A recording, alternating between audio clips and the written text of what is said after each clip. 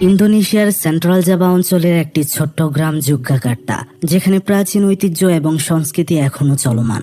তারই মধ্যে এই গ্রামে সবার গ্রহণযোগ্যতার তুঙ্গে যে সংস্কৃতি, সেটা হলো একটা পাখিদের প্রতিযোগিতা, যেটাকে পেরকুতুক বার্ড সিঙ্গিং কম্পিটিশন বলে জানা যায়। প্রতি বছর অনুষ্ঠিত হওয়া এই প্রতিযোগিতায় গ্রামের প্রায় সব পরিবার অংশগ্রহণ করে তাদের নিজস্ব শিকার করা পাখিকে নিয়ে। কিন্তু এই পাখি সংগ্রহণ করার জন্য তাদের যেতে হয় ভয়ানক জঙ্গলে এবং বাজাতে হয় একটা সুরের শীষ। সেখানে বলা হয়ে থাকে সন্ধ্যার পর যদি কেউ শীষ বাজায় তাহলে তার সাথে ঘটে যায় ভয়ানক কিছু।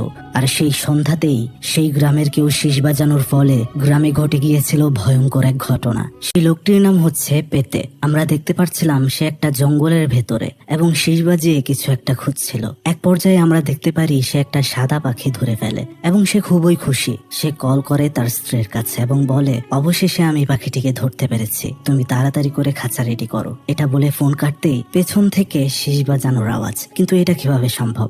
এখানে তো আর কেউ নেই। বিষয়টা বেশি একটা গুরুত্ব না দিয়ে সামনে এগোতেই তাকে একটা অদৃশ্য শক্তি পেছন থেকে টেনে নিয়ে যাচ্ছিল। সে চিৎকার করছিল। কিছুক্ষণ এভাবে যাওয়ার পরই আবার সেটা থেমে যায়। সে উঠে দাঁড়ায়, কিছু বুঝতে পারছিল না, কিন্তু তখনই সেই অদৃশ্য শক্তিটা তাকে জঙ্গলের ভেতরে উড়িয়ে নিয়ে যায়। এরপরে আমরা দেখতে পারি তিনজন ছেলে সাইকেলে করে একটা ঘুড়ির পেছনে দৌড়াচ্ছে। ঘুড়িটা উড়ে উড়ে চলে যাচ্ছিল সেই ভয়ানক জঙ্গলের কাছে। আমাদের ঘটনার মূল চরিত্র হচ্ছে এটা ইপুং, আর এটা হচ্ছে ডিডিট।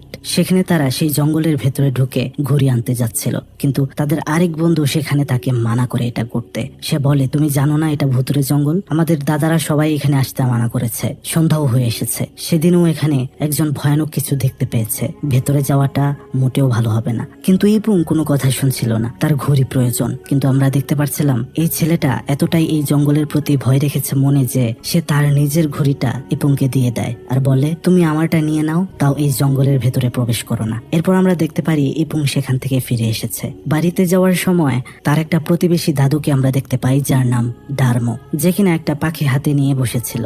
সে জিজ্ঞেস করে, দাদু তুমি কি করছো? উত্তরে সে জানায়, আমি কালকের প্রতিযোগিতায় সুযোগ পেয়েছি। ইপুং উত্তরে বলে, পেরকুক। ডার্মো দাদু হ্যাঁতে জবাব দেয়। এতে সে অনেকটা এক্সাইটেড হয়ে যায়। কিন্তু আমরা দেখতে পাচ্ছিলাম ডার্মোর পাখিটা মারা গিয়েছে। ডার্মো সেখানে তাকে বলছিল, তুমি এখনো বাহিরে কেন? সন্ধ্যার আগে বাড়ি ফেরা উচিত তোমার, নয়তো তোমার দাদু তোমাকে বকবে। ইপুং চলে আসে বাড়িতে। সে তার দাদু লানাং আর তার দাদির সাথেই থাকে এবং তার দাদাকে বলে, ডার্মো বলেছে কালকে নাকি প্রতিযোগিতা, কিন্তু তার শক্তিশালী পাখিটা যে মারা গিয়েছে। তখন তার দাদা বলছিল, তাহলে তো আমিই জিতবো এবার। সেখানে সে তার দাদার থেকে পাখিকে কিভাবে খাবার খাওয়াতে হয় সেটা শিখছিল। যেহেতু এটা পাখিদের গানের প্রতিযোগিতা, আমরা দেখতে পাচ্ছিলাম ইপুং এর দাদা শীষ বাজিয়ে পাখিকে অনুশীলন করাচ্ছিল। তা দেখে দেখে ইপুংও চেষ্টা করছিল কিভাবে বাজায়, কিন্তু তারটা হচ্ছিল না। তার দাদা বলে, দেখো এটার একটা ছন্দ রয়েছে, এবং তাকে শিখিয়ে দেয়। তখনই সেখানে তার দাদি চলে আসে আর বলে, এসব বাজানো বন্ধ করো, সন্ধ্যা হয়েছে। সন্ধ্যার পর এটা বাজানো একদমই উচিত নয়। গোসল করে তাড়াতাড়ি কাপড় বদলে নাও। এবং তার দাদির সাথে তখন কথা কাটাকাটি করছিল, নাতিরা যা করে আর কি। তার দাদি তার দাদাকে বলছিল, তোমার নাতি হয়েছে ঠিক তোমার মতোই। তার দাদা লানাং তাকে বলে, জলদি যাও এবং গোসল করে নাও, নয়তো দাদি আরো বকা দেবে। কিন্তু আমরা দেখতে পাচ্ছিলাম ইপুং ছেলেটা কথাই শোনে না। সে আবারও বাঁশি বাজাতে শুরু করে। তার দাদি তখন আবারও মানা করে। এরপরে আমরা পেতেকে দেখি, যাকে আমরা ঘটনার শুরুতেই দেখেছিলাম। কোন এক অদৃশ্য শক্তি তাকে জঙ্গলে টেনে নিয়ে গিয়েছিল, আর এরপরে তার এমন অবস্থা, সে কথাও বলতে পারে না, উঠতেও পারে না, নড়তেও পারে না। আর এটা হচ্ছে তার স্ত্রী উইক। সে তার জন্য ওষুধ বানিয়ে নিয়ে আসে, কিন্তু আমরা দেখতে পাচ্ছিলাম সে সেটাও খেতে পারছিল না ঠিকঠাক। সন্ধ্যাবেলা যখন ডার্মো তার ঘরে ছিল, তখন হঠাৎ করে তার দরজাতে কেউ একজন কড়া নাড়ে। সে যখন গিয়ে দরজাটা খুলে, কিন্তু বাহিরে কেউ ছিল না। ঘর থেকে কোনো একটা অদ্ভুত শব্দ ভেসে আসছিল। সে ঘরের ভেতরে ঢুকে গিয়ে দেখে তার অনেকগুলো পাখি যেগুলো বন্দি করে রাখা ছিল কিছুই নেই। তখনই সেখানে লোডশেডিং হয়। সে একটা দেশলাই জ্বালিয়ে পেছনে চাইতেই আমরা দেখতে পারি একটা ভয়ঙ্কর অভয়ব তার সামনে এসে দাঁড়িয়েছে আর তার গলা ধরেছে। এরপরে আমরা দেখতে পাই পেতে এদিকে ছটফট করছিল। তার স্ত্রী তাকে বলে, তুমি কি এখন উঠতে পারবে? সময় হয়েছে। আমরা বুঝতে পারছিলাম পেতে ভেতর থেকে খুবই চেষ্টা করছিল, কিন্তু এখানে কিছু রহস্যের গন্ধও পাওয়া যাচ্ছিল। এদিকে আমরা দেখতে পারি ইপুং এর দাদি তার দাদাকে বলছে, তোমার নাতি ক্রমশ তোমার মতোই হয়ে যাচ্ছে, সব সময় পাখি নিয়ে পড়ে থাকে। দেখো এমন কোনো ভুলভাল জিনিস তুমি শিখিও না যাতে তার সমস্যা হয়। লানাং তখন বলে যে, তুমি কি এই গ্রামে ঘটে যাওয়া ঘটনা পুনরাবৃত্তি আর পেতের বিষয়টা নিয়ে চিন্তা করছো, তাই না? চিন্তা করো না। একটা সময় ছিল যখন মানুষ এমনিতেই গায়েব হয়ে যেত এই গ্রামে, আর এখানে পেতের সাথে এটা ঘটেনি। পেত গায়েব হয়নি, সে ফিরে এসেছে। শুধু একটু অসুস্থ হয়ে গিয়েছে, তাই এই গ্রামের অভিশাপ ফিরে এসেছে, এই ভয়টা পেও না। তখন সে তার নাতির কাছে যায় এবং এখনো মুখে বাঁশি বাজাচ্ছিল আর গেম খেলছিল। দাদা তাকে বলে, আমার কথা মনোযোগ দিয়ে শোনো, সন্ধ্যার পর কখনো মুখে বাঁশি বাজাবে না, এটা তোমার দাদিমা নিষেধ করেছে আর এটা অনেক সমস্যার সৃষ্টি করবে। এবং বলে, তুমি তো এটা ঠিকই করো, কিন্তু আমাকে কেন মানা করো? ধমক দিয়ে তখন সে বলে, আমি কি বলছি তা শোনো, তুমি যদি এটা বন্ধ করো তাহলে কাল আমার সাথে প্রতিযোগিতায় যেতে পারো। সেটা শুনে অনেক খুশি হয়ে যায় এবং তার দাদা তাকে কাঠের একটা পাখি দেয় যেটা বাজানো যায়। ছোটবেলা তার দাদা এটা নিয়ে খেলতো, এটা পেয়ে সে আরো অনেক খুশি হয়ে যায়। সেই গ্রামে ছিল রাতে পাহারা দেওয়ার প্রচলন। পাহারা দেওয়ার জন্য লানাং যখন দারমুর বাড়ির সামনে দিয়ে যাচ্ছে, তখনই একটা লোক ভেতর থেকে বের হয়ে উত্তেজিত হয়ে বলতে শুরু করে, আমি দারমুকে ডাকতে এসেছিলাম টহল দেওয়ার জন্য, কিন্তু আমি এসে দেখতে পেয়েছি সে নিচে পড়ে রয়েছে নিস্তেজ অবস্থায়, তার কোনো হুঁশ নেই, সে এখনো পড়ে রয়েছে। তারা তখন সেখানে যায়। সকাল হতেই মসজিদ থেকে এলান হয়, দারমু ইন্তেকাল করেছে, সবাই ওনার জন্য দোয়া করুন, ওনার আত্মার মাগফিরাত কামনা করুন। তাকে দাফন করতে নিয়ে যাওয়া হচ্ছে। এরপরে আমরা দেখতে পারি পেতের ওয়াইফ উইককে। সে পেতেকে খাবার খাওয়াতে এসেছে, কিন্তু আমরা দেখতে পাচ্ছিলাম কোনো খাবারই তার গলা দিয়ে নামছিল না, ভীষণ কষ্ট হচ্ছিল। তখন কোনোভাবে ওষুধটা খাওয়ানো হয় তাকে। সন্ধ্যা সময় একটু শুয়েছিল এবং সে উঠে গিয়ে তার দাদুকে ডাকতে থাকে। বাহিরে কাপড় টাঙানো ছিল, পেছন থেকে পাখির ঝাপটা ঝাপটির আওয়াজ আসছিল। সেগুলো সরিয়ে সেখানে গিয়ে দেখতে পারে তার দাদু একটা নতুন পাখি ধরেছে, কিন্তু তার কথার কোনো উত্তর দিচ্ছিল না তার দাদু। কিছু না বলে সেটা সেখান থেকে চলে যায়। পেছন পেছন সেও আসে। তার দাদু বাথরুমে ঢুকেছে। সে যখন গিয়ে বাথরুমটা খুলে সে দেখতে পারে সেখানে কেউ নেই। তাহলে কি সে ভুল দেখলো? পেছন থেকে শীষ বাজানোর আওয়াজ। তখন আমরা দেখতে পারি তার পেছন দিয়েই তার দাদু যাচ্ছে। যাওয়ার আগে তাকে বলে যায়, তোমার দাদিকে গিয়ে সাহায্য করো। সে তার দাদির কাছে গেলে তার দাদি তাকে কাপড় দিয়ে বলে যে এই কাপড়টা আলমারিতে রেখে আসো। সে বলে, শুধুমাত্র এই কাজের জন্য তুমি আমাকে ডেকেছ? কিন্তু অন্য কোনো উত্তর দিচ্ছিল না তার দাদি। কাপড় আলমারিতে রেখে দাদির কাছে চাইতেই সে দেখতে পারে তার দাদি সেখান থেকে উধাও। তখনই আমরা দেখতে পারি তার পায়ে খাটের নিচ থেকে কেউ একজন ধরে ফেলেছে। এটাতে সে প্রচন্ড ভয় পেয়ে যায়। ভয়ে ভয়ে খাটের নিচে উকি দিতেই সে দেখতে পারে তার দাদি সেখানে ভয়ে কাতরাচ্ছে আর তাকে বলছে, এতক্ষণ তুমি যার সাথে ছিলে সেটা আমি না। এটা বলার পর তার ভয় আরো দ্বিগুণ হয়ে যায়। সে ভয়ে খাটের নিচে তার দাদির সাথে লুকায়। ঘরের ভেতরেই তখন হাঁটাহাঁটি করছিল তার দাদির মতো কেউ। সে খুব ভয় পাচ্ছিল। সেটা ধীরে ধীরে খাটের কাছে এসে দাঁড়ায়। তখন যখন সে তার দাদির দিকে চায় তখনই এটা ঘটে। সে প্রচুর ভয় পেয়ে যায় আর আমরা দেখতে পারি সে ঘুম থেকে উঠে পড়েছে, অর্থাৎ এটা একটা ভয়াবহ স্বপ্ন ছিল। এরপরে আমরা দেখতে পারি মৃত ডারমোর বাড়ি, যেখানে কোরআন তেলাওয়াতের আয়োজন করা হয়েছিল আর সেখানে কিছু খাবার দাবার রেডি করছিল এই দুই মহিলা। যেখানে তারা কথাবার্তা বলছিল, তাদের কথাতে এটা জানতে পারি আমরা ডারমোর নাকি মৃত্যু হওয়ার কথা না, কেননা সে তার জীবন সুরক্ষা করেছিল অন্য কোথাও কালো জাদুর মাধ্যমে। অর্থাৎ সে এমন কিছু করেছিল যেন তার সহজে মৃত্যু না হয়। তাহলে তার মৃত্যু এভাবে কিভাবে হলো? এই মহিলাটি বলছিল হয়তো তাকে ভূতে মেরে ফেলেছে। সাথের মহিলাটা কথা শুনে ভয় পেয়ে যায়। তখনই আমরা দেখতে পারি সেখানে পেতের বউ উইককে। সে এখানে কেন? আসলে বন্ধুরা, সে হচ্ছে ডারমার পুত্রবধূ, পেতের বাবা হচ্ছে ডারমো। সেখানে মহিলাটি বলছিল যে উইক, তোমার স্বামী নাকি সেই পাখিটা পাওয়ার পর থেকেই এমন হয়ে গিয়েছে জঙ্গল থেকে। উইক এসব শুনে বিরক্ত হয়। সে বলছিল এসব কিছু না, আমি তাকে ক্লিনিকে নিয়ে গিয়েছিলাম, সেখানে বলেছে এটা সাধারণ একটা স্ট্রোক করেছে, সে ভালো হয়ে যাবে। সেখান থেকে উইক চলে যাওয়ার পর তারা বলাবলি করছিল, বলেছিলাম পেতে কি বিয়ে না করতে, এখন বুঝো কেমন লাগে, ছেলেটা ভালো না। অর্থাৎ মহিলাদের কথা যেমনটা হয় তেমনি। উইক বাইরে থাকা লোকের জন্য খাবার নিয়ে যায়। সেখানে লানাং আর ইপুংও ছিল, কিন্তু আমরা স্পষ্ট দেখতে পাচ্ছিলাম ইপুং এর মুখের মধ্যে ছিল অনেক ভয়। উইক দেখতে পারে একটা কাঠের পাখি নিচে পড়েছিল, সেটা উঠিয়ে সে ইপুংকে দেয়, বলে এটা তোমার? ইপুং বলে হ্যাঁ এটা আমার। কিভাবে যেন পড়ে গিয়েছে, ধন্যবাদ আন্টি। এরপরে আমরা দেখতে পারি ইপুং সে জঙ্গলের ভেতর দিয়ে গিয়ে দেখে সবাই দাঁড়িয়ে রয়েছে এবং সেখানে কবর খোঁড়া হচ্ছে। সে যেতেই তাকে ধাক্কা দিয়ে সবাই কবরে ফেলে দেয়। সে বুঝতে পারছিল না কি হচ্ছে। তখনই একটা লাশ সেখানে ফেলা হয়। সে চেয়ে দেখে সেটা আর কেউ না, সেটা সে নিজেই। এটা দেখে সে প্রচুর ভয় পেয়ে যায়। সবাই তাকে জীবন্ত কবর দিতে চাইছিল। তখন সে সেখানেও ভয়ঙ্কর অভয়বকে দেখতে পায়। এটা দেখে সে ঘুম থেকে উঠে পড়ে, অর্থাৎ এটাও একটা ভয়াবহ দুঃস্বপ্ন ছিল। সে তার মুখের মধ্যে হাত দিয়ে বাড়ি দিচ্ছিল। সে বুঝতেই পারছিল না বারবার কেন এমনটা হচ্ছে তার সাথে। তখনই দরজাতে শব্দ হয়। সে তার দাদির কাছে গিয়ে বলে, তুমি আমার ঘরের দরজা এত জোরে বাড়ি দিচ্ছিলে কেন? কিন্তু তার দাদি একটা ভয়াবহ উত্তর দেয়, সেটা হলো আমি তো তোমাকে ডাকিনি, এখানেই ছিলাম। এটা শুনে সে আরো ভয় পেয়ে যায়। সে তার দাদিকে তার স্বপ্নের বিষয়গুলো সব বলতে থাকে। এটা শুনে তার দাদি বলে, বড়দের কথা না শুনলে এমন তো হবেই, মুখ দিয়ে আর বাঁশি বাজানো যাবে না রাতে। তখন সে তার দাদির কাছে গিয়ে বলতে থাকে, আমার খুব ভয় লাগে, আমি আর এমন করব না, আমাকে রক্ষা করো, মাফ করে দাও, তোমার সকল কথা শুনবো আমি। তার দাদি বলে, আচ্ছা ঠিক আছে, তোমার দাদা রেডি হচ্ছে প্রতিযোগিতায় যাওয়ার জন্য, তুমিও গোসল করে রেডি হয়ে চলে যাও। কিন্তু আমরা দেখতে পাচ্ছিলাম তার কানে তখন অদ্ভুত আওয়াজ আসছিল। এদিকে আমরা পেতের বউকে দেখতে পারি, যে কিনা একটা ঘুঘু পাখিকে খাঁচা থেকে বের করে ছুরি দিয়ে ধরে বলছিল, আমার স্বামীকে ফিরিয়ে দাও। এটা একটু অদ্ভুত ছিল। এদিকে আমরা দেখতে পারি লানাং ইপুংকে নিয়ে পাখি প্রতিযোগিতায় চলে গিয়েছে।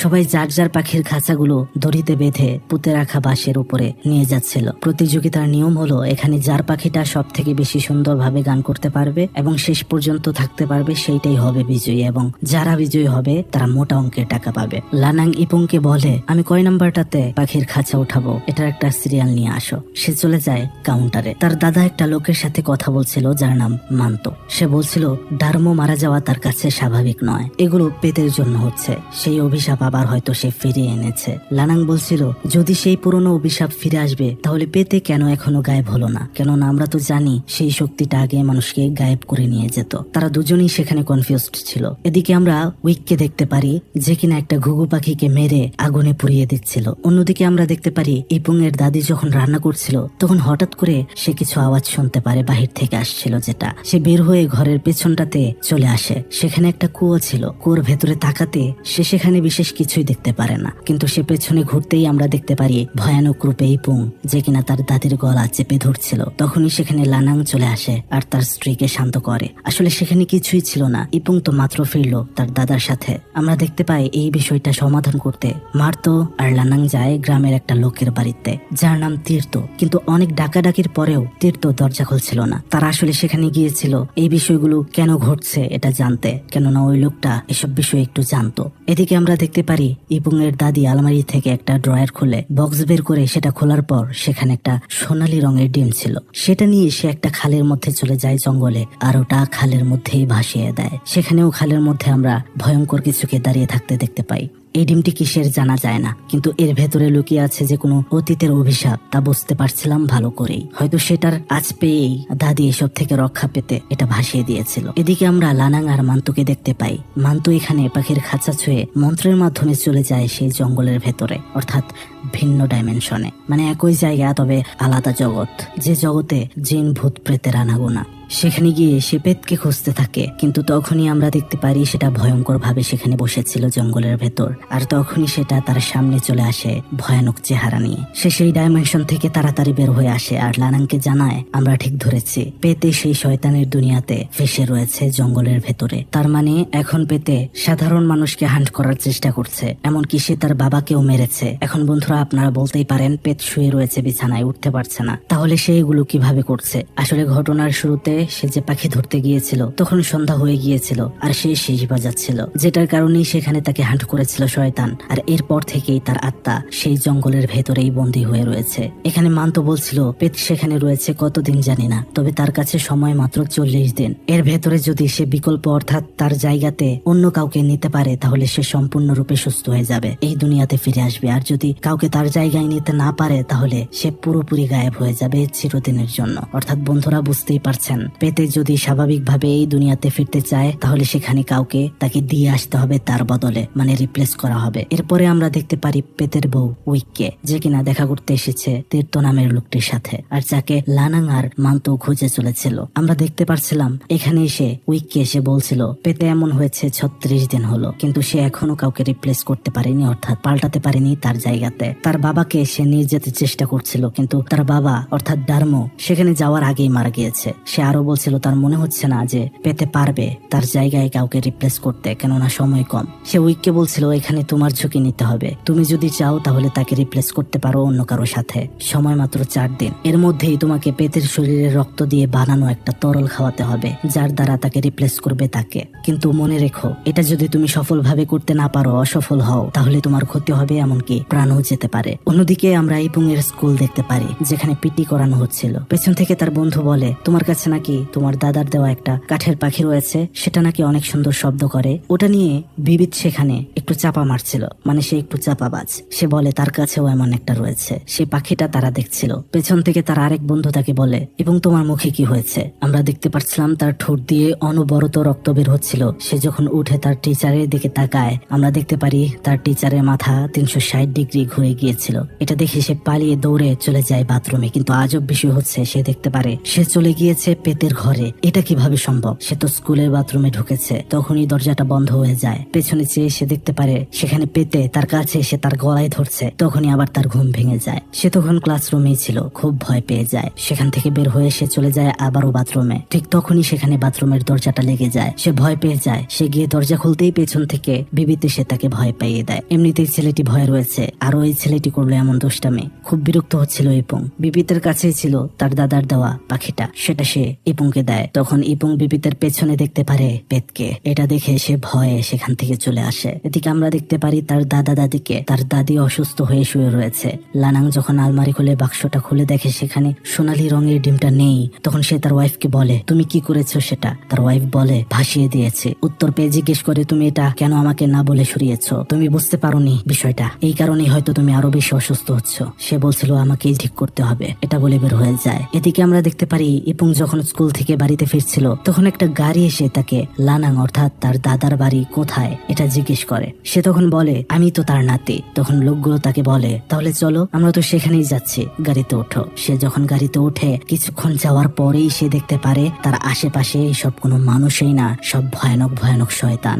তারা এত ভয় হচ্ছিল সে বুঝতেই পারছিল না কি করবে। উপায় না পেয়ে সে গাড়ি থেকে লাফ দিয়ে দেয় আর সেখান থেকে পালিয়ে যায়। কিন্তু সেখানে তার পাখিটা পড়ে গিয়েছিল। সে দৌড়ে বাড়িতে আসে আর দাদির কাছে এসে সবকিছু বলে। তার দাদি তাকে কি বলবে বুঝতে পারছিল না, শুধু সান্ত্বনা দিচ্ছিল, বলছিল সব ঠিক হয়ে যাবে। এদিকে আমরা দেখতে পাই উইককে, যে কাপড় নাড়ছিল। তখন সেখানে সে পাখি পায় একটা, যেটা নাকি ইপুং এর দাদার। এটা দেখে সে বুঝে ফেলে যে তার কি করতে হবে। আসলে তাকে পেতের আত্মাই সিগন্যাল দিচ্ছিল। সে বুঝতে পারে তার স্বামীর জায়গায় রিপ্লেস কাকে করতে হবে। এরপরে আমরা দেখতে পারি সে চলে যায় ইপুংদের বাড়িতে, ডাক দেয়। সে বলে, আমি এদিকে এসেছিলাম একটা দরকারে, তোমার দাদি কেমন আছে? ইপুং বলে, ভালো আছে, ঘুমাচ্ছে, ডেকে দেই। কিন্তু সে বলে, না, ডাকতে হবে না। তার মুখে আমরা একটা অদ্ভুত হাসি দেখতে পারি। সে কিছু করতে এসেছে, বোঝাই যাচ্ছিল। সে বলে, তোমার শরীর কেমন? ইপুং উত্তরে বলে, হ্যাঁ ভালো। তখন সে একটা কাগজের মধ্যে ওষুধ নিয়ে আসা, যেটা ছিল লাল, অর্থাৎ পেতের রক্ত দিয়ে বানানো টোটকা, সেটা ইপুংকে খেতে বলে।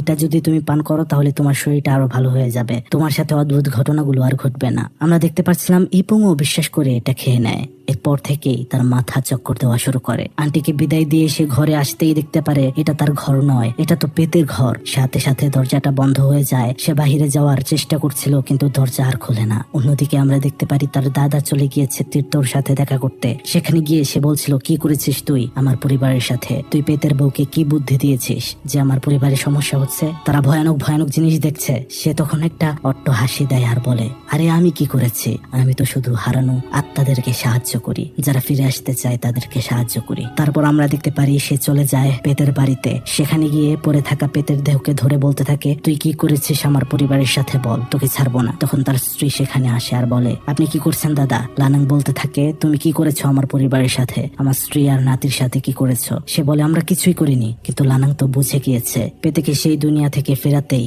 রিপ্লেস হিসেবে তার পরিবারকে বেছে নিয়েছে তারা। সে তখন অভিশাপ দেয় আর বলে, তুমি ভেবেছো তোমার স্বামী ভালো হয়ে যাবে? কোনোদিনও ভালো হবে না, এটা বলে অভিশাপ দিচ্ছিল। সে যখন ফিরে আসছিল সেখানে সে শব্দ শুনতে পাচ্ছিল ইপুং এর, কিন্তু তাকে দেখতে পাচ্ছিল না। ঘর থেকে বের হলেও ঘরের ভেতর থেকে শব্দ ঠিকই আসছিল তার কানে। ইপুং তার কাছে সাহায্য চাইছিল কিন্তু সে তাকে দেখতে পারছিল না। আসলে দেখতে পাবে কিভাবে? সে তো ছিল ভিন্ন ডাইমেনশনে, যেটা পেতের বউ তাকে পেতের রক্ত দিয়ে বানানো পানীয় খাইয়ে নিয়ে গিয়েছে। এরপরে আমরা দেখতে পারি সে মান্তকে নিয়ে আর পাখির খাঁচা নিয়ে সেই জঙ্গলে চলে যায়। অর্থাৎ বন্ধুরা, সে এখন শয়তানের ডাইমেনশনে প্রবেশ করতে যাচ্ছে তার নাতিকে বাঁচানোর জন্য। মান্ত রিচুয়াল করার আগে তাকে একটা পাখির মতো দেখতে হাতিয়ার দেয় আর বলে, এটা তোমার কাজে আসবে। এরপরে রিচুয়াল শুরু করে আর সে পৌঁছে যায় সেই ডাইমেনশনে। আমরা দেখতে পাচ্ছিলাম ওই ডাইমেনশনে ইপুং এর সামনে অনেকগুলো কাপড় রাখা ছিল। অন্য পাশ থেকে একটা আওয়াজ আসছিল।